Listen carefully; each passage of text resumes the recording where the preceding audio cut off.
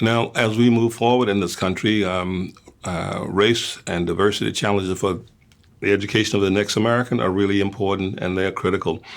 We know from the Pew Center study on the next America how much America is changing, and we are moving very quickly toward what people call a majority-minority population. And what they mean by that is that there will be really no majority population, and that if you combine all of what are now considered minority groups, they will in fact constitute the majority of the American population. It's going to be reflected very heavily and even sooner in our schools. As of 2014, American schools became a majority-minority population.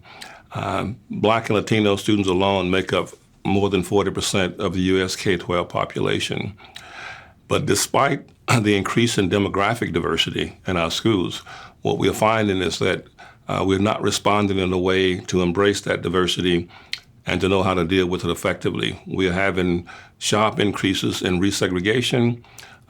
We don't have the curriculum. We don't have the training in terms of our teacher preparation programs to prepare our educators and specifically our teachers really to teach a diverse population and to know how to deal with issues of language diversity, racial diversity, ethnic diversity, gender diversity, and as well as other kinds of diversity.